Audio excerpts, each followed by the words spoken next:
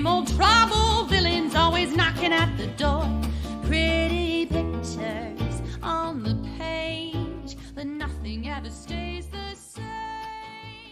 Thank you, Vandello, and welcome once again to Graphically Novel. My name is Josh Wasta, a.k.a. Fallout Fury, and with me, here we go again, as always. Oh no. Is the storm when I was dreading Professor X, is the parent hidden inside my demon bear. Yikes. Ew. It's fair. That's some, bad touch. wow. Bad touch. That's some horrid imagery. I'm gonna reference the comic on that and say that introduction was like Groat chips. Real cheap, real bad. Yeah. And with us, as always, the lovely and talented Baroness, Miss Jenn Howland. Thank you, Bear. And it's always my pleasure. Every time To introduce our guest. And today I'm delighted to welcome Leia Cameron. Thank you for being our guest today. Hey. Yay. Hello, everyone. Long-time listener, first-time caller. Yay. Possibly the once and future co-host. If we ever get that second project off the ground, if Rec Conversations has happened by the time that you all are listening, that will be Miss Leia Cameron will be joining me for that show in which we break down the most confusing and asinine of all comic book plots. So like Dark Phoenix. Dark Phoenix on there. Fuck you to the person that said New 52, because there's like a million comics for New 52. I was sitting in video games, etc. the other day and was like just running in some old video games and stuff like that I don't use anymore, and was standing there by the counter waiting for the guy to like tally everything up, and I saw like New 52 #1 with Superman on the cover sitting there, and I was like, ooh, I wonder if I should grab that. I wonder how much Josh would hate me if I grabbed that. Oh my god. Yeah. Nope. Those will be mostly Comixology and Marvel.com that we're going to do that one. But speaking of Dark Phoenix, today is New Mutants Day. Yeah. Written by Chris Claremont, our friend. Yes. That did the Dark Phoenix saga. And it shows. So before we get into that, Leia, you know the format, so you know that this is the first time you've been a guest on our show. Can you give us a little bit of your background on comic books, comic book properties, the whole nine yards? I know you got a lot to say about it. Where did you come from? Where did you go? Yeah. So I've been reading comics since I was old enough to read a book. I used to, I'm not that old, but I'm old enough that I used to like walk down a dirt road to buy my comic books for 25 cents at the general store in the little Wisconsin town where I spent my summers. So that was always a big day for me whenever they got new stuff in. I am a big Marvel fan and have been for quite some time. And as Josh knows, big fan of Black Widow, and maybe one day I'll be privileged enough to come back and talk to y'all about that as well. Maybe one day they'll actually release that movie. Yeah. That would be nice. I'll believe that film exists after I like walk out of a theater having just seen Black Widow. Like, well, you expect to be able to walk out of a theater again? Yeah. You expect to be able to walk into a theater? I think it's going to be that long. Yes, I do. Fair. Very fair. So what were your big, what were those 25-cent comics? Are we talking Marvel or are we talking like Archie? It was a little bit of everything. I was a big Archie fan actually growing up. Huge Archie fan, but I would also just pick up random issues of X-Men for sure. Captain America. I'm just pretty much whatever they happen to have. Between DC and Marvel. I always liked Marvel more, but I definitely did read some odd DC now and again while I was a kid. Just pretty much anything I get my hands on, anything wasn't nailed down. Cool. Well, speaking of movies and properties that people denied existed until they saw it, we're talking about New Mutants. That was a movie that was on the shelf after being done for about 2.5 years. Yeah. It was in development hell for 3 years, which is pretty remarkable in terms of development hell, and especially for like a finished project. And I know that there were some reshoots, and then they wanted to do more reshoots, and the reshoots ended up not happening, and it just it was chaos. It was absolute chaos. And since 2017, I've been like, where are my New Mutants? Right. And here in 2020, they finally arrived. So here's the question that I got for you then. Was it worth the wait? All right. Yeah, actually I felt like it was. I enjoyed it. Same. I really enjoyed the movie. I didn't expect to, but I did. For people who actually want to go and read the Demon Bear Saga, by the way, because when I picked it up, what they call the Demon Bear Saga is actually issues 13 through 31, which 3 issues of that are the Demon Bear Saga.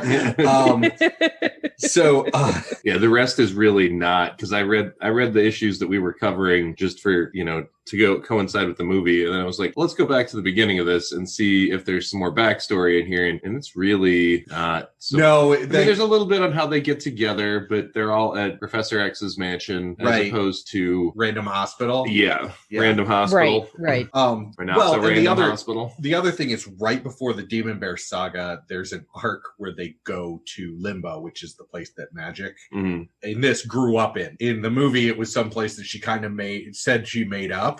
Which, that could tie into it. That's fine. In the movie, she said she hid there. Right. But she also said that her and Lockheed made it up. Yeah. Right. Which they did not. No, they did not. Right, no, they definitely did not.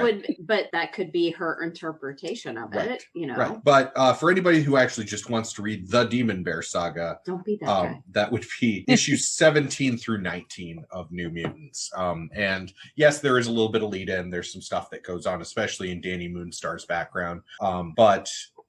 Well, before we get into the comic side of it, we were kind of going a little bit with it, but Leia, you said you liked it. Jen, you said you were, pleased with it. Yeah. Bear, what'd you think? I had heard a lot of people that had said, oh, this is awful, don't bother with it. And, we watched it the other day. What was it? Tuesday or 3 something days like ago? that? Yeah. Wednesday. Yeah. And I was actually really surprised. I really enjoyed it, having not had any experience with it at all. I thought they did a pretty good job with it, and I appreciated the horror film aspect of it, too. That's what I really liked about it. I liked that it was not like, this is an X-Men movie. This isn't, it was exactly. It didn't was follow not the any of the Avengers. same format. It wasn't a superhero movie. It was a horror movie. Yeah. So I'm going to guess Leia and I are the only two that probably read the Demon Bear Saga before seeing the movie. Yes. The thing that impressed me about the New Mutants is from the first trailer where I'm like, oh, there's a gigantic demon bear. They're doing the Demon Bear Saga. You know what the punchline will be. You know that at the end you find out that Danny's powers are to bring out your greatest fear. And that's the whole build of the horror aspect of it, which I thought was brilliant because they still did enough with the characters to make it feel like a horror movie and still have some surprises, even though it's like going into a noir movie and knowing who done it. Sure. But as long as the noir movie is good, you don't even notice. Right. Great example is, the Maltese Falcon. Have you ever seen it? I actually have not seen Maltese Falcon. Yeah. Did you ever notice that they never actually say who the killer was in the original mystery of the Maltese Falcon? Yep. But you get done, you don't care. Right. Because that wasn't movie. That was what maybe got you there, but that's not where it's ending. Right. Is you never find out who done it, but it doesn't matter. Right. New Mutants was like that. I knew what the end was going to be, and I knew, but how they got there was amazing. And the changes they made in terms of especially Dr. Reyes, Reyes, or if you could do it, Dr. Reyes. Oh, I can't roll my R's. That's all you, Josh. There you go. Don't feel bad. I can't either. My stumpy American tongue was not built that way. But I like what they did with that character. In terms of kind of the reveal, right? Yes. I wasn't expecting, and I was shocked by that. I was like, wow, okay, all right, like they're going that route. Yeah, cool. For me, the turnaround was the first time you saw Essex Corporation. Oh yeah, I saw that, and I instantly, my brain went, why does that name sound familiar? And I looked right at you, and I'm like, why does that name sound familiar? That's Mr. Sinister. Well, Right. and see, I had no clue. It shows up and Josh goes, and I'm like, well, that means something. Well, believe it or not, I actually remembered it from Logan. That's where I made that connection. yeah. Because Okay. it was in the stinger for Logan. Yeah, and I was wondering because those scenes when they flashed into the doctor's head when she got those images, I was like, this looks like the scene, some of the scenes from Logan where you had the kids in the hospital doing the training. Now that you say that, I totally get it. So, And I actually looked it up, and they did use that exact scene from Logan, or footage from awesome. from I Logan. was right. So you were 100% correct, because that bugged me enough that I looked it up. Well, so the New Mutants movie was supposed to be originally linked to Logan after the success of Logan. And there were early plans to actually have it be after Logan and have Weapon X, Laura, in it with the others. Oh, really? Yeah. But that got scrapped, as there were probably like a dozen different iterations of this.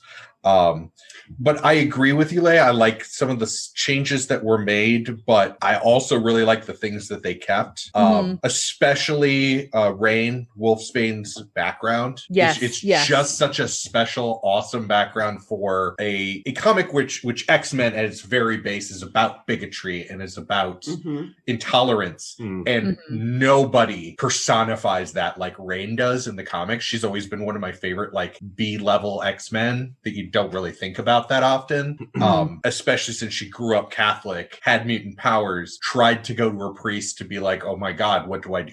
What's my penance? And he beat her half to death. Right. Yeah, the touching on religious abuse in this movie was pretty unique. And I definitely felt like it's something that like needed attention. And it was interesting that this movie went there with that. Like I was again pleasantly surprised. I was like, wow, they kept that in. That's pretty cool. Like it's not, obviously religious abuse is not cool, but you know what I'm saying. Right. Yeah. Right. Absolutely. Well, the acknowledgement of it. They is didn't pretty cool. shy away from it. Right. Yeah, they didn't shy away from it. They kept it there, and that was a main part of that character's backstory. You know, they didn't sugarcoat it. They didn't try and change it. Right, exactly. Yep. Now, there was one glaring omission in the movie that was a part of the comics, and that's Kitty Pryde, who... Yeah. So, New Mutants came up this season, and I didn't do this part. We handpicked people who would do each episode. The three of us got together and said, you know, amongst our pool of friends, oh my God, this person would be great at this. This person would be great at this. And we've been going through saying why. And I think Jen and I at the same time chose Leia for this. Because first of all, huge Marvel person, huge X-Men person. You know, the only other person that I'm considering doing another comic book podcast with that will drain the life out of me, because it will be reading things that by its very definition are going to be difficult to read and parse out. It also means that I'll have to fucking read the Clone Saga again from the 90s and I'll have to read Civil War again, and I don't want to do that. And Civil War 2. Yeah. I don't think I have. No, Jen and I will just be Civil War 2. Jen and I will just be sitting out on the porch drinking. Oh no, backyard. Civil War 2 is pit. great, Leia, because take Civil War, but make Tony the good guy and Carol Danvers the bad guy. I'm so tired, Josh. It's been such a long time since I've slept. What have I done to you? But I chose you also because I hadn't seen the movie yet, and I wasn't sure if they were going to have a Kitty Pryde character or, you know, Kitty Pryde at all. Surprisingly, they had Lockheed. But Kitty Pryde as one of, I want to say it's the only one that I can think of, the only Jewish character in the X-Men. I mean, there's Magneto. Well, okay, yes. Very true. Stand very corrected there. wasn't, I was just like, well, there's also, I think you're right. And I don't think Ben Grimm counts. Was he a member of the X-Men technically at any point? No, I cannot recall. I don't think so. No, because he's not a mutant. He's space rays. Well, and I feel like leaving Kitty Pryde out was a conscious choice to remove any whisper of the X-Men from this movie. Also, I seriously think she would have broken one of the plot points, because then she would have just been able to walk right out of the force fields that kept them there. Right. Also true. Yeah. But I feel like they Lockheed in the movie is not, as far as we know, a real dragon. It's her stuffed animal. Right. And so I think that they do a really excellent job of, do these people actually have powers, or are they just mentally disturbed? Yeah. And that was the horror aspect of it for me. It wasn't that there was like, all these things made real. It's like, by the time that happens, you're like, is that, they're talking about the X-Men, but are there really X-Men? Yeah. Is this just, that's what I loved about it. It wasn't, go ahead. Oh, I'm sorry. No, I was just going to say, I just want to take a minute to I want to talk about Ileana and what they did with her character, because I thought it was a really sensitive and thoughtful take on kind of the coping mechanisms that abused children tend to have, except she's a mutant. So she does have, she's clearly, it's heavily implied but never outright stated that she's a victim of child sexual abuse. Right. And the fantasy world that she sort of disassociates herself into to the point where it makes itself real, that's classic. It's a classic symptom of somebody who's experienced child abuse. Right. And it's also why the demons, for lack of a better term, the demons, when they first show up, have masks with just smiley faces, very blank, stereotypical smiley faces. Yeah. Yep. And once I put those things together, honestly, that was the most chilling part of the movie for me. Yeah, exactly. That was so well done in my opinion, that I was really blown away by it. I was like, holy shit, this could have been its own movie. Yeah. Yeah. Well, and that was my point when, Josh, you said, oh, well, she didn't make this place up. Well, but for this movie to have her say, I escaped to this place that I made up in my head. Well, she firmly believes that she made this place up, even though she didn't, that her mutant ability helped her get to that place. To literally jump. Well, and taking the source material out and taking the things that I know about New Mutants out, it still could be her mutant ability could have been to create limbo and give herself all of the abilities that she has in that movie universe. Yeah. That was kind of what I was thinking in terms of what her power was in the movie, is that she was so deeply traumatized that she actually managed to manifest a whole other world where she had power, she had armor, she had a sword. Again, so profound for people who are, abused as kids. That's what we all wanted to do. That's what we all wanted to have, right? We wanted to have this kind of, little world where we're safe, where our stuffed animals are real and they protect us. That was huge. That part of the movie, like I said, I can't understate how impressively done that was. Not taking that bent until you kind of brought it up. What I had was they kind of mixed some of Kitty into Ileana in the movie aspect, because in this period, Kitty's a bitch. Yeah. One of the most famous panels of Kitty turning around in her jacket and yelling, "Professor Xavier's a jerk," comes from this period. This saga. And in fact, the New Mutants, the whole thing is that Xavier, she was part of the X-Men. Xavier took her off of the X-Men and put her with mutants her own age, because the New Mutants had started. And she had this complex about it because she had been a real X-Man. He took her from varsity and put her on the JV squad. Right. Yes. Right. And Kitty's a bitch about it. You mean she's a teenager? Right. And she was a very accurately done teenager for the time. But you have that in Ileana. Ileana in the comic is never, she's the little sister that was lost is pretty much what Ileana was, because she was raised in hell, in limbo. But she's never out and out as mean as she is in the movie. She's not mean girlsing it like she is in the in the movie. Right. And that was actually Kitty. Kitty was mean girlsing it. So I did enjoy that. I can see that then. But also to mix that in, looking at it retroactively, the kids that are abused, one of the paths that they can easily take is to become the abusers, to become the bully, torturer. the bully. Yeah. Yes. Yeah. And like I saw, like, there were some parts where I didn't necessarily agree with some of the lines that they had her, like the kind of unrelenting racism was kind of weird. But I absolutely agree with the fact that yes, she would be like lashing out and be, kind of a bully to other people, just for a semblance of control, because again, she's so heavily traumatized. So, I mean, we didn't need to include the racist parts to get that across. But I get where the character's coming from. I guess I'll put it that way. Including those parts, though, I also had that down. I agree that, especially her being so anti-Native American to Danny. Yeah, that was weird.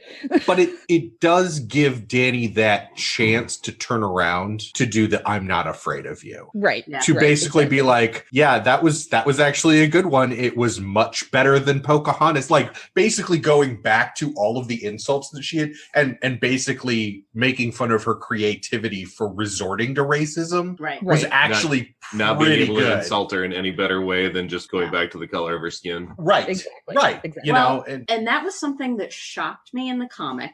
I'm just going to say, I'm not going to make a spoiling, but there is we're going to talk about it because we have to.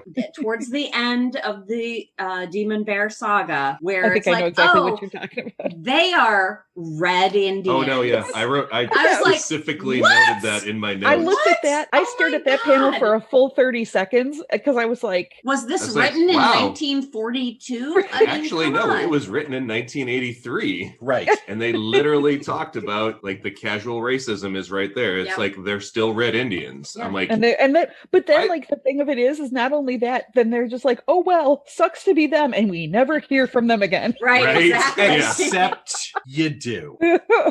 They show up throughout Marvel Comics moving forward. Officer Corsi and Nurse Freelander, they keep showing up as the white people who were turned into Indians. Red Indians. Native Americans. Well, in this period in comics, they don't say Red Indians anymore, which is great. But when they reappear, are they still Native American or are they? They're Native American forever. Oh, down to the war paint. Yeah. It's so terrible. Apparently never goes away. That's so much worse. That's so war paint.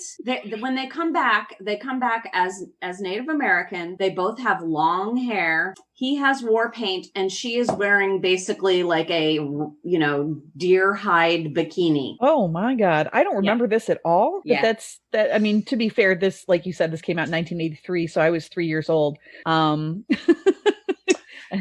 I was 6 and I don't know if I'd have read this when I was 6. Yeah. So just going, if you want to Wikipedia it, it's and in fact, what I will say is there is, as I tend to do, I will point our listeners to another podcast if they want to go deeper. There's a great X-Men podcast called Jay and Miles Explain the X-Men. And they go from the very beginning through as far as they are now. I do them in spurts, so I will sit there and listen to them for like a month and catch up. And then, but they do the Demon Bear saga, and they will bring this pair up whenever they show up in any other X-Men comics and be like, and these people showed up, and just to remind you, they used to be white people. This is literally cultural appropriation down to the DNA. Right. Oh man. Because when they show up later, they've embraced their Native American. And like, I just don't know how to feel about that. There's a lot to unpack in that, and I personally don't feel qualified to do it, even as an anthropologist. If I was a Native American, not touch that. If I was a Native American, I'd just stare at this panel like people stare at Jews for Jesus. Right. Just like, you're what now? Or who is the lady that decided she was black? Rachel Dolezal. Yeah. There you go. Yeah. I think she has a different name now, but I shan't be using it. Yeah. But yeah, it's very uncomfortable And it is. You know, we talk when we get to later comics, earlier comics, older comics, we generally talk about things that we run into that are very, very not of their time, or like weren't even really appropriate then, but they're super not appropriate now. Right. Yeah. And that's one of them. And that is definitely one of them. Well, yeah, I read it and I was just like, come on now. Was that really necessary? I mean, what? It's not a novel. I can see the picture. I can see they're not the same people. Did you have to go there? I mean, come on. And I was like, even if this is, a product of its time or whatever, I was like, were people really saying that in like the early 80s? Because I don't remember that at all. No, I can tell you no. I grew up in an area where there were still reservations around it. No, people weren't saying that. They were saying worse things. They were saying much worse things, but they weren't. That was not a phrase that I ever heard used. When I was in high school, talking about inappropriate mascots for high schools. My high school, we were the Red Raiders. Well, our high school was the Redmen. We were the Red Raiders, and I went to that school for less than 3 years, and I first tried to get them to stop calling the women's teams, the girls' teams, the Raiderettes. Cack. Yeah. Raiderette for life. Exactly. And that kind of got some footing. It became the girls and boys teams rather than Raiderettes. And then I'm like, okay, can we talk about the Red Raiderette part now? Or Red Raider part now? And they were just like, weren't you just here? You got what you wanted, now leave. And I'm like, okay, fine. I left and I never went back. Now, in my high school, we were, I'm told, I haven't actually done the history study myself, but I'm told by teachers that had been there for a while that originally when the school was founded, it was the Siston Redmen, and it was literally the men who wore red. And it was not, it wasn't any kind of cultural appropriation at the time. It was just that their uniforms were always red. And so they were the Siston Redmen. And then over time, mascot image was an Indian at my school. Yeah. Well, yeah. And over time, I don't know what ours originally was when it was that, but over time it morphed to, yes, we had the Native American head, and it was very specific, and it turned into like all the homecoming rituals that we did all were Native American themed. Interesting. But there was a lot of that I think that they actually had done with the local Lakota Sioux tribe, because I mean they would have Native American drum circles come in and do like traditional rituals and stuff like cringy. that. That seems so much less cringy. There were no Native American tribes anywhere near, because this was southeastern Iowa. No, I mean I was lucky. My high school mascot was the Trojans. Our chant at games was "Wrap It Up." Oh, and I'll be here all week. Half the boys in your high school didn't know how to do that. Shout out to all the other guys that put it on inside out the first time they tried. Why is this so hard to unwrap? But more wine. Closer to home, in Marion, they've just dropped Indians off of their school mascot. They haven't chosen a new one yet. Obviously my father's team, the Washington football team, is now just the Washington football team. Mm-hmm. The Washington footballers, if you will. Yes. People in Europe are going, what? No. That's not real football. They should have just pivoted to what the mascot was. So instead of being a Native American, they could be like a red-skinned potato. Right. Potatoes. I don't even watch the football, but I would. We have a friend that we can recommend for that. The Great Potato, who is Native American. He is. I mean, that's kind of another good point. While we're on this subject, there is such a difference between like, a good example is Justin Stacy was on our Hellstrom episode. Mm-hmm. Justin Stacy is ably challenged. He walks with a cane. He cannot run.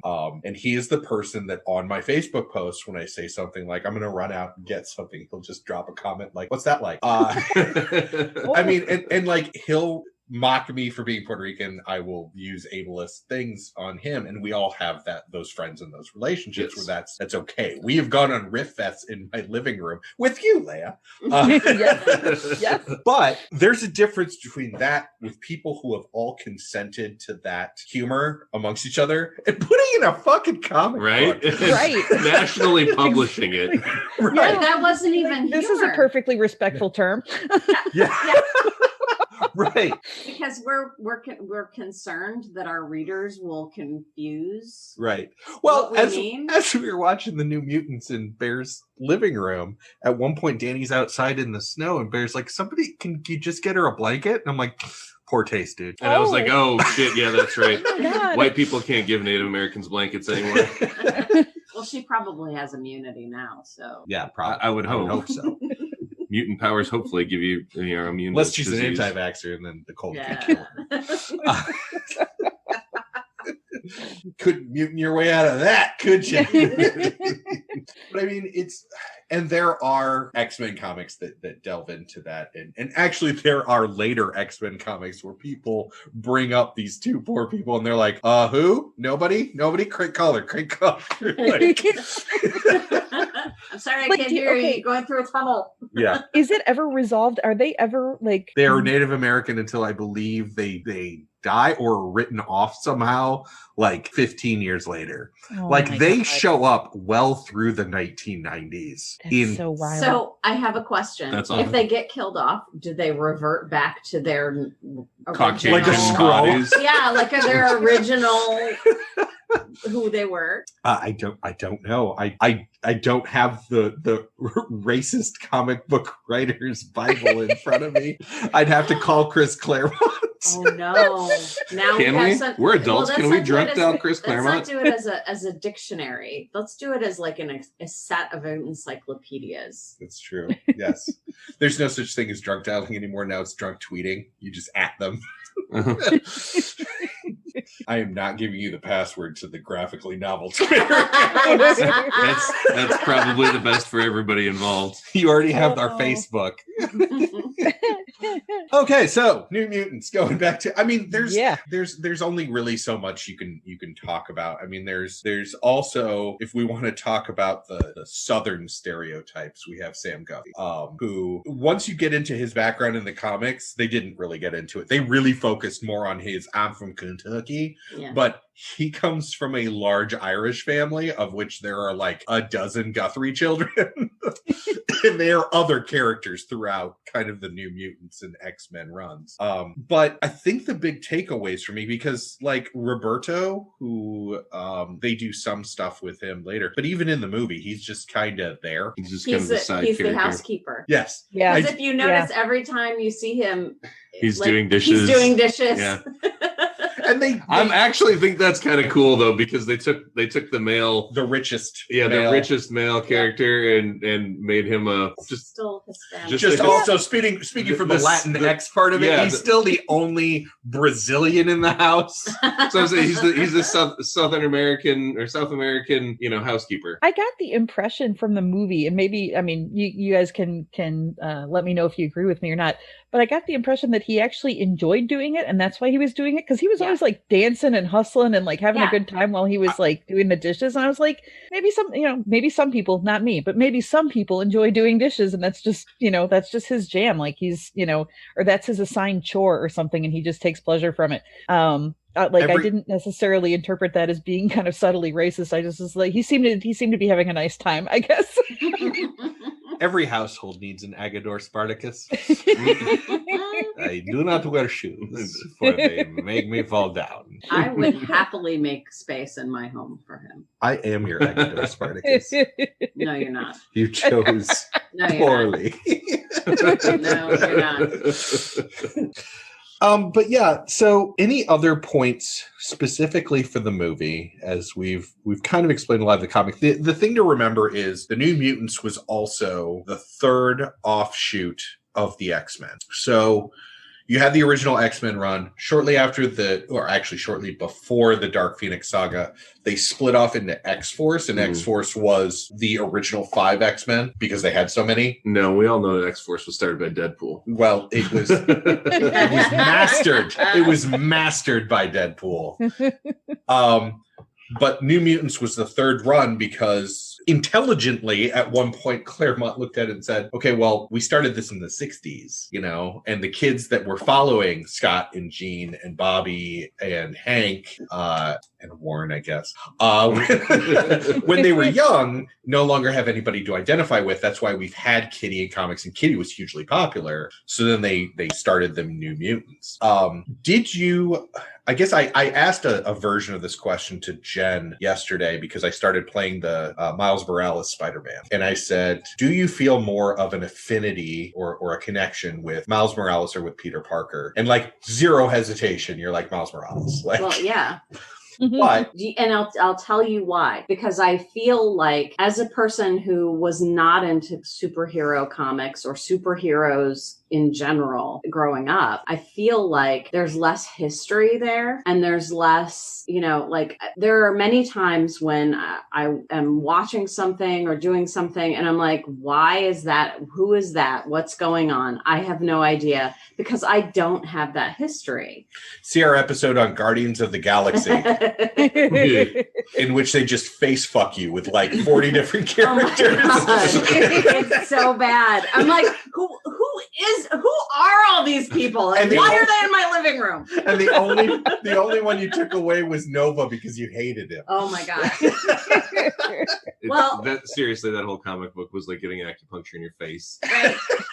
Well, also another episode, not this one, the next one we're going to do. Captain Marvel. Yep. Chode shows up again. Chode. I'm like, what? Come on. Seriously, I read that and I'm looking at this. I'm like, is his name seriously Chode? I know that's what I said to Josh, not this time, but the first time I saw it. And he's like, no, that's Chode. And I'm like, honey, that's Chode. His name is just Chode. That's the old Dennis Leary joke. Your name is not Sade, it's Sade. But I guess the questions, and I'll start with Leia on this because have you read the Dark Phoenix saga? I have, but it was quite some time ago, so my recall is not awesome, but yes, I have. Did you identify more with the New Mutants, or did you identify more with the X-Men? In that period, looking at it, late 70s, early 80s. Yeah, so, because I was young, so I would probably say that I identified a little bit more with the New Mutants than with the older X-Men, because I was just closer in age to them. So I was like, cool, I want to be, a teenager who walks through walls and tells Professor Xavier he's a jerk. Yeah. Jenn, now that we've read both Dark Phoenix Saga and New Mutants, did you find one more enjoyable? I mean, it's the same author for both. Right. As far as the comics go, I think I liked the New Mutants just because there were new characters to me. I find that more interesting. But I was a fan of the 90s animated series, and the Dark Phoenix saga within the animated series was fantastic. It was like, this is the Jean I want. Oh, yeah. Where she says, "Oh, Scott," and faints every time she's on screen. No, where she's like, when she's the Dark Phoenix, and she's like, evil. I will fucking burn you all alive. I don't give no fuck. That's the Jean I want. Big mood. Yeah. The kids say. There is someone who very, very vocally hated the Dark Phoenix saga. I got into this. I was reading this, and I was just like, this, and it didn't even occur to me actually until we sat down to the episode. And you were like, "It's Claremont. He also wrote Dark Phoenix Saga." I'm like, "Oh, that's why I was not happy with this." Well, and I think too, for this, when I was reading it, I was like, okay, the concept is really good. It's a really good concept. It's really novel, and I really, really like it. Danny's superpower is really unique. Mm-hmm. You could have gone a lot of really cool places with this, and I actually felt like the movie did a better job of portraying it than the comic did. I agree. Absolutely. I agree.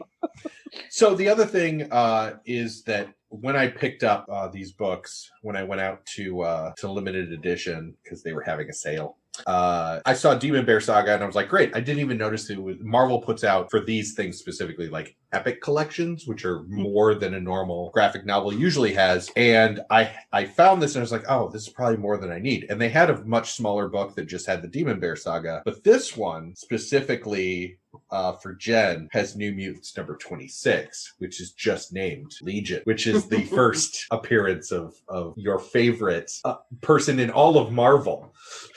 And yes, I love him so much, but I love the series. Right. I'm not sure that the graphic novel version is really where his hair is a superpower. I personally loved the graphic novel for Legion. I loved both of them, the series and the graphic novel. I prefer the series. I think the thing that I liked most about the series was they kind of divested it from the rest of the franchise. Do you notice a trend? Yeah. Well, we still haven't, that you really enjoy. we still haven't watched season 3 of Legion. I know. And apparently that's when they introduced their version of Charles Xavier. Right. Is in the 3rd season. Right. Well, I thought. Oh yeah, I don't think I've seen that season either. Come to think of it, I know I watched the first 2, and I don't think I watched the 3rd. I'll have to catch up. Maybe it's just reference, but I thought that we saw like there's one point in time where they're talking about, and he's drawing everything out on the chalkboard. It basically covers. Right. And at one point, all you see is like a wheelchair wheel with the X on it. Right. Because that was Shadow King. Yep. Because Shadow King, when they're in Legion, he has already been a villain to Charles Xavier, and now he's going to his son. But anyway, anything else on New Mutants that anyone wants to discuss before our final question? The only other thing that I want to add in, if I haven't already, is that out of the entirety of the movie, I think probably the scariest visuals came from the Smiling Men. Yep. And that was, I mean, you know me, but for the listeners who don't, I am a massive horror fan. That is my primary form of media consumption, I think, next to like comic book stuff. And it takes a lot to like scare me or creep me out, especially just with visuals. That actually did it. That was very, very terrifying. So that was very well done in my opinion. And it was great because it was PG-13 scary. Yeah. It's just an image of something that is not right. Yep, exactly. And it wasn't overutilized and, to the point where you kind of got desensitized to seeing them. But when they showed up for exactly long enough to be really scary without being in your face all the time. Right. Yeah. Without being like zombie scary. Like right. Where you get desensitized. Yeah. Well, and I've been doing a lot of horror movies recently just because I found that I have a liking for them, that I've moved from normally horror comedy it was my jam, but now I'm like delving more into actual horror, and we've watched a few, and there are some that overdo it. The first one that comes to my mind, which I know a lot of people like, but is Hereditary. Hereditary is a great horror movie for about 3/4 of it. I have to agree with you there. And then the last quarter I'm just like oh. Yep. And I know that people are going to yell at me, but as much as I was disappointed in Hereditary, Midsummer sucked my ass. Yes.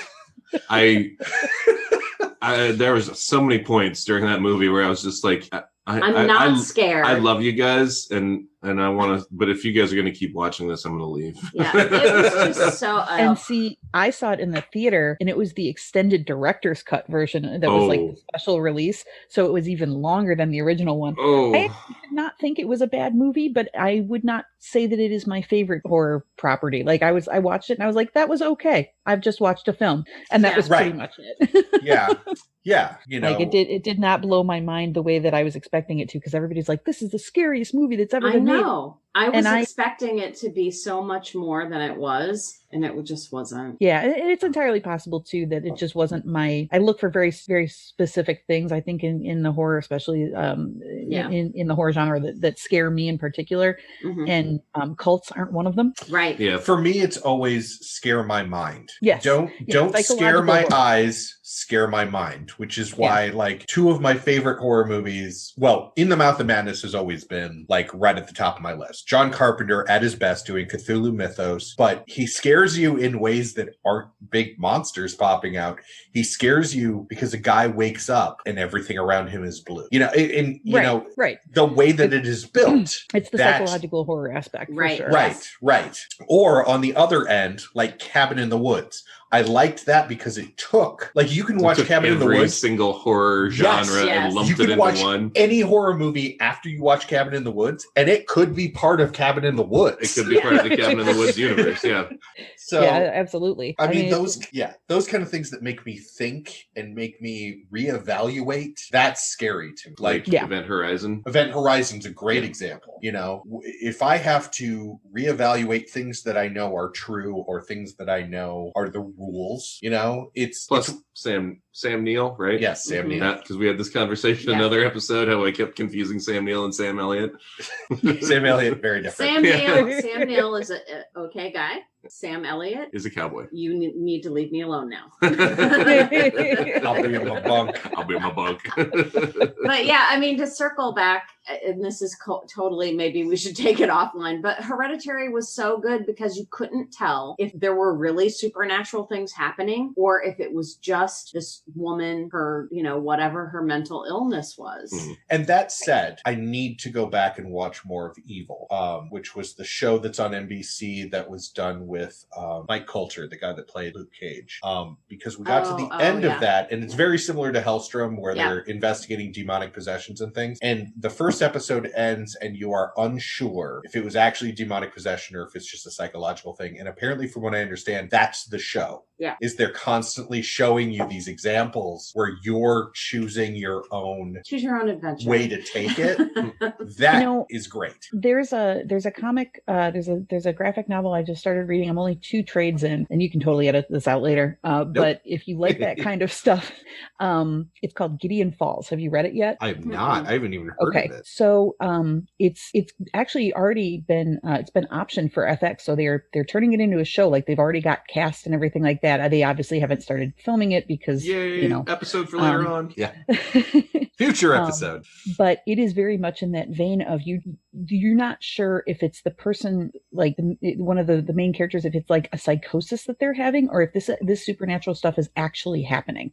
But it centers around a small town and an urban legend of what they call the Black Barn, which sometimes appears and disappears and it takes people. But where does it take them? And that's kind of where it goes. And the panel work is outstanding. Like the story is really compelling. I can't recommend it enough. I'm only 2 trades in, and it's one of the very few comic books I think I've ever read where I was actually saying like, oh wow and oh my god out loud. Awesome. Great recommendation.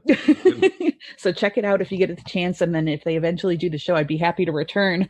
Absolutely. For that, because I'm sure I will have hopefully, because it's FX. Oh, and James Wan is the one who's directing it. And I think actually the other one that I want to have you back for, because we're not doing it this season, and obviously it hasn't come out quite yet. By the time this airs, it will, is WandaVision. Oh gosh, yeah. 2 weeks. 2 weeks from I know. Yeah, the day that Jen goes in for surgery, WandaVision comes out. Oh no, the 15th. Yeah. Yeah. Well, hey, that gives me something to do. Right. Since she'll be stuck in a recliner for a while.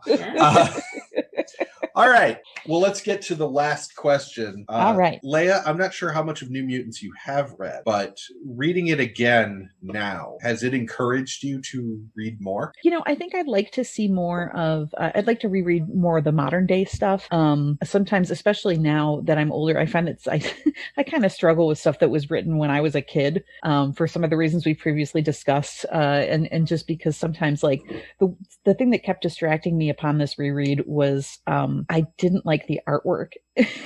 Yeah. Mm-hmm. and I was like, it looked too cartoony for me almost. Yep. And I realized that that's like just how it was back in the day. Like, but I guess I never realized that when I was a kid. It wasn't until now that I'm used to a certain style of artwork or panel work and whatnot. And I go back and I look at that and it looks like something that's in a comic strip, Yeah.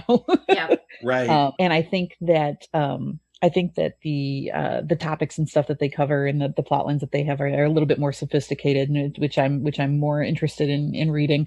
But yeah, like I think, I mean, both are good. The original source material is always good. And like I said, the idea was really unique and compelling. But yeah, I'd love to see more modern day stuff, and I might have to actually go and seek it out now. Jen? I don't know that I'll keep reading this. Were there any characters specifically that you're like, if there's a book with them, maybe I'll pick it up just to see where their story goes? No. Okay. No, not really. I would like to point out, especially since Leia brought up the artwork, I found it interesting, and no spoilers. Try to do no spoilers. It is the Demon Bear Saga. When the Demon Bear manifests their world, the artwork is, and I have to go back and look, if it's not Ralph Steadman, it is a patent ripoff of Ralph Steadman's work. And if you don't know who Ralph Steadman is, all of the artwork, think of all of Hunter S. Thompson, like Fear and Loathing in Las Vegas, that kind of like splattery, graffiti-like writing.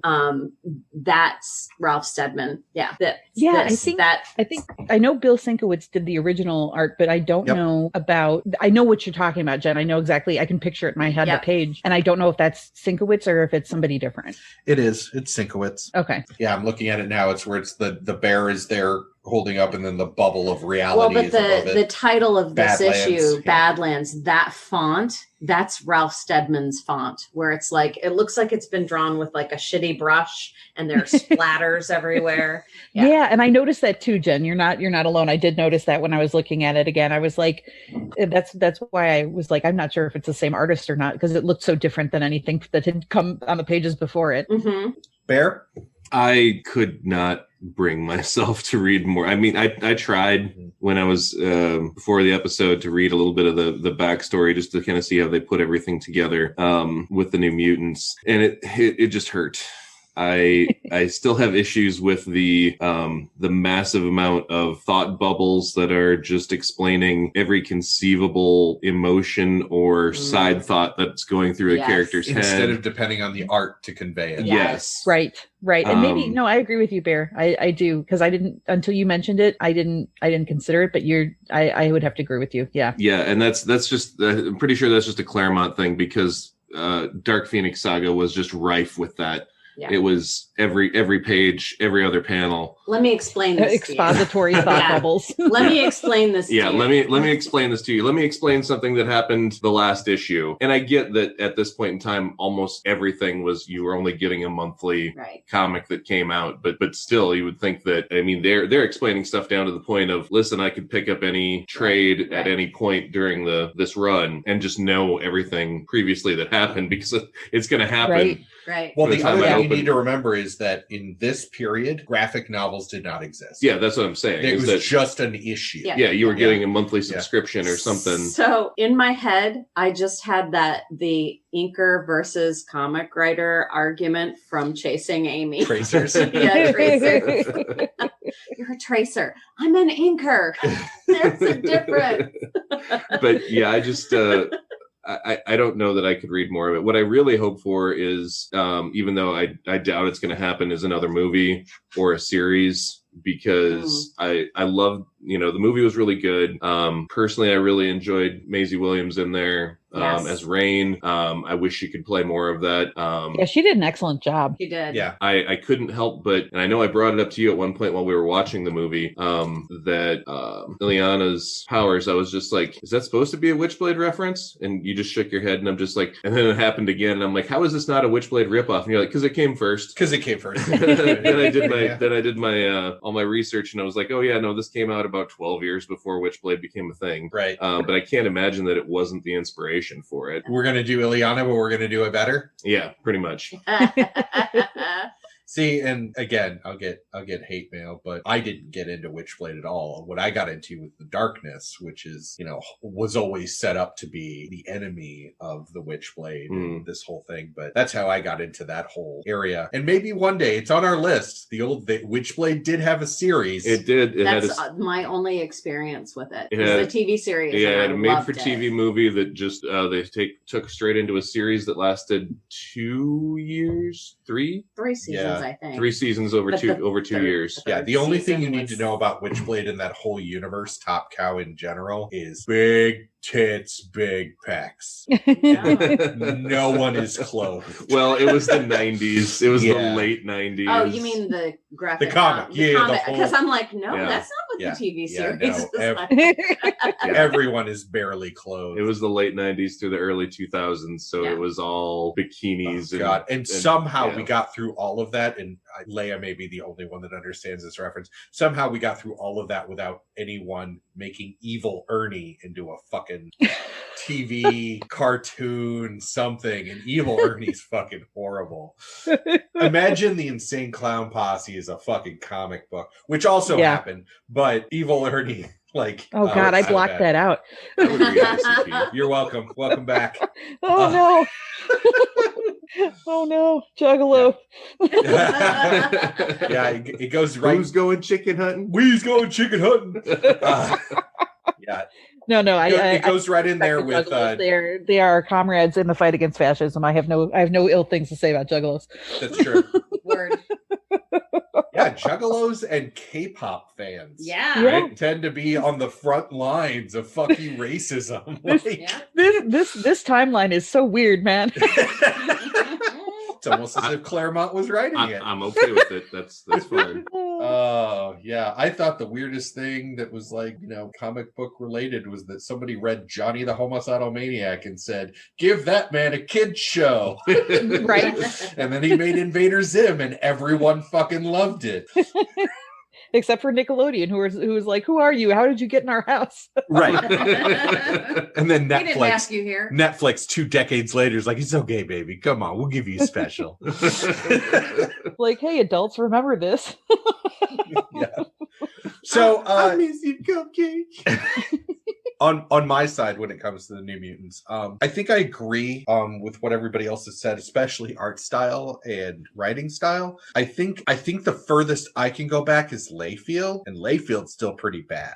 Yeah. It's nothing but pouches, pecs, and tiny ankles. Captain America's 12-pack.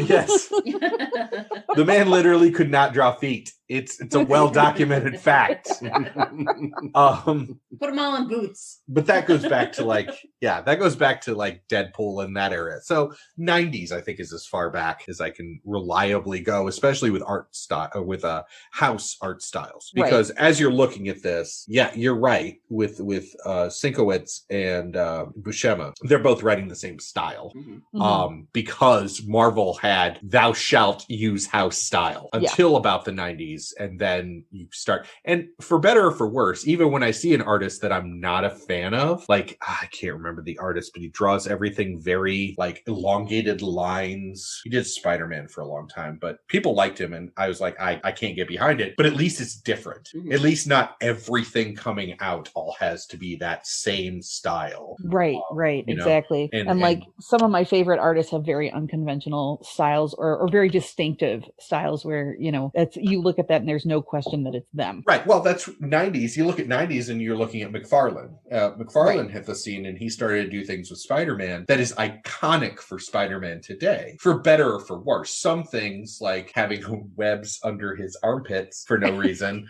like not something that's iconic. But then you just look at, even today, even with like he's a sugar glider. He's not a sugar glider. He'll keep you up at night. Ooh, that's a great pickup line. Like a sugar glider. Oh, no. Continue your thought. Listen, you haven't been in the dating world in a while. That is not a good pickup line. You've never had a good pickup line, honey. That's true. It's very true. I rely on my natural charm and wit. So, anyways, that's been our episode. Leia, thank you so much for joining us. Anytime. And hopefully everyone gets to hear your lovely voice again when we actually get our shit together and make rec conversations a thing. Yes, and even still, if that happens either before or after the one day in the very distant, cold, bitter future where I finally get my Black Widow movie, either way. Yeah. Yes. Yep. WandaVision and Black Widow. I've got them. Yep. I've got them pinned for you. Woohoo. All right. Thank you everyone for tuning in to this episode of Graphically Novel. Tune in next time, which for you will be a week and for us will be an hour. As we have Meredith Gerber here for Captain Marvel. Yay! And until then, take it away, Vandella.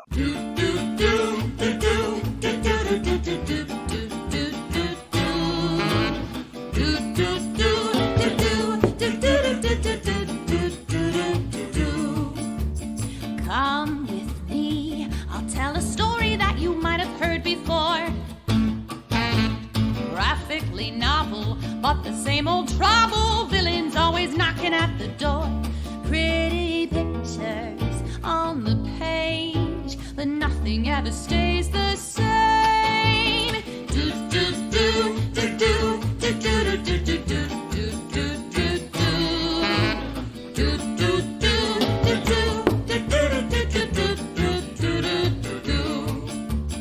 Come at me, now show you something you ain't never seen before. Right or wrong, or can't we all just get along? My mask is no different than yours. Pretty pictures on the screen, but nothing's ever as it seems. Do do do do do do do do do do.